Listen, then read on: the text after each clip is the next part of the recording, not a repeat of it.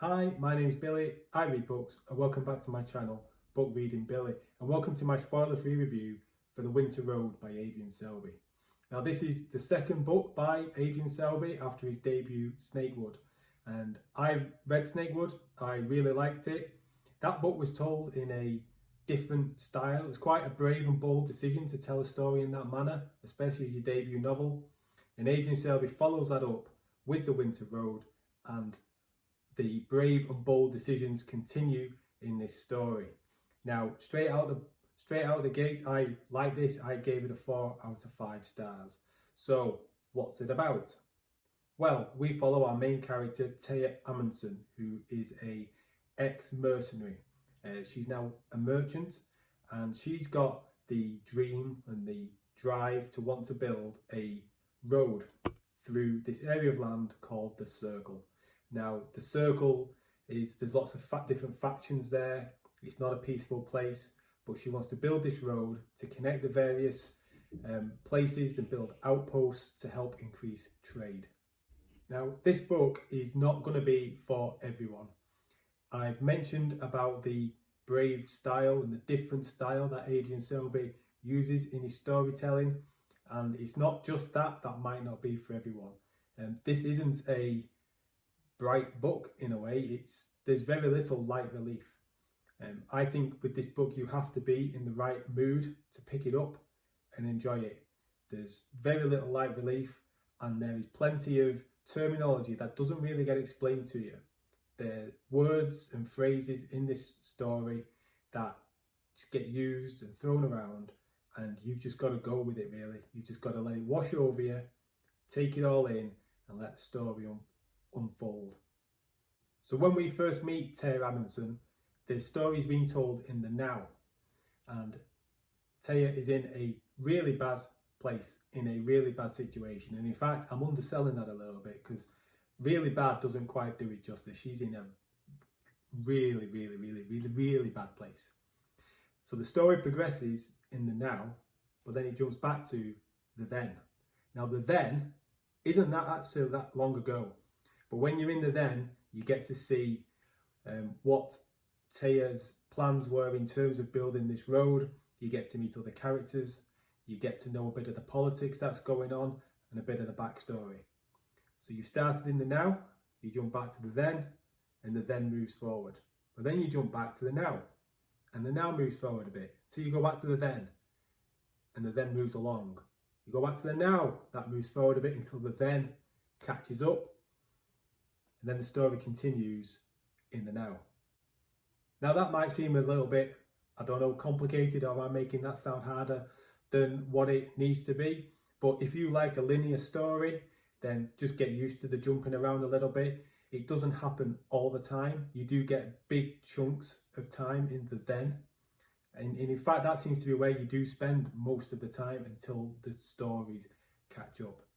Now, this being Adrian Selby, once you've caught up to the now and the story progresses, it doesn't end in the now, because there is a change towards the end, which if you've read Snakewood, it might not be much of a surprise to you.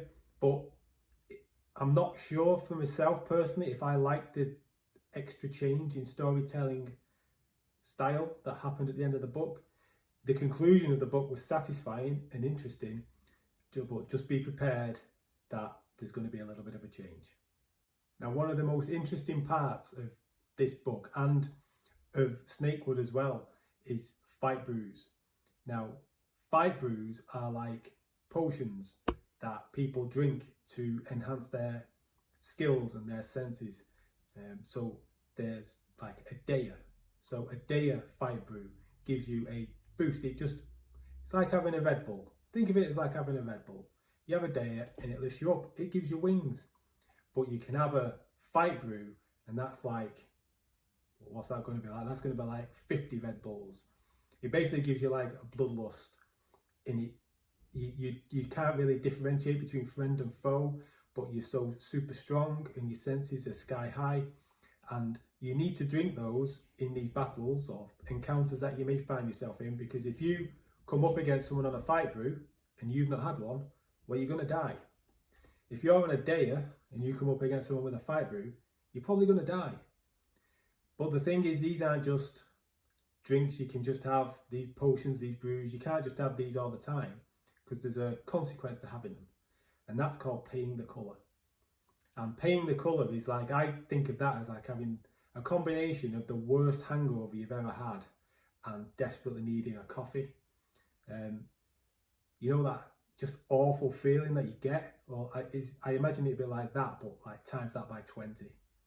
And the consequences of that is that this isn't just going to happen at bedtime, or you wake up in the morning and you're feeling dreadful.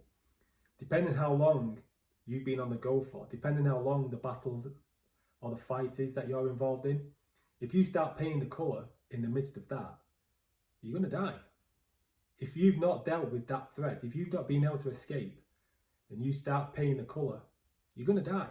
So you have to end it. Now, this lends itself to quite a lot of interesting situations, and as you can imagine, it's very interesting. There's a consequence to taking these fight brews, and it's called paying the colour because if you've taken these brews for any prolonged period of time over the years, so if you're a mercenary or a soldier or a bandit or whatever, over time it starts to change the colour of your skin to like different shades of blue or green or yellow or whatever it may be. So yeah, paying the colour. And these fight brews add a really, really interesting component to this story. So as you've probably guessed, I like this book, but there's always going to be something that you don't quite like. There's always going to be something that maybe didn't quite work for you. And for me personally, and this is just a personal thing, it might not be the same for you if you read this book, is there was a character that was quite close to Tay Amundsen, who I just found to be a little bit weak, a little bit wishy-washy, and I didn't connect with them all that much. I could kind of tell from the way they were written that I kind of knew the purpose for this character to be there, to add some emotional impact and jeopardy for Taya. I just wasn't feeling it really. It just wasn't connecting with me. And equally, there's a bad guy in the story. There's always a villain, isn't there? Some bad guy. And don't get me wrong, this character was evil, was nasty, did some terrible, terrible things. And you hear about this character quite a bit before you actually meet them. And the build-up was really, really good. I was like quite apprehensive about what this character was going to be like and actually meeting them. But then when I did, when you do get introduced to the character, just felt a little bit underwhelming. They didn't seem to have that ominous presence. They didn't seem to be that bad in a way. So that was a little bit of a minus for me, a little bit of a negative, but it didn't spoil the story. It didn't ruin my enjoyment in any way. But again, like I say, that's just my own personal view. So my final thoughts are, with this book, you have to be in the mood for it.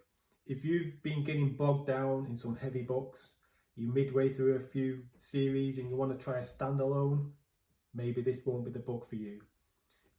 If you're ready for something different, if you want to try something that will just, I don't want to say challenge you, but you want something different, something to take you out of your comfort zone a little bit, this will be a really, really good book for you to try.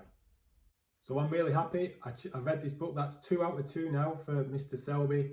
I've read 2 books. I've really liked them. The bad news is there's only one more left, Brother Red. And I will read that book sooner rather than later. But obviously the bad news for that is I'm not going to have any more books by Adrian Selby to read. So I'm a Selby fan. I would encourage you to try either The Winter Road or Snakewood. I gave them both 4 out of 5. Let me know in the comments below if you've read any of his books. If you've read The Winter Road, what did you think of it? Give me a thumbs up, subscribe to the channel, and I'll see you again in the next video. Bye.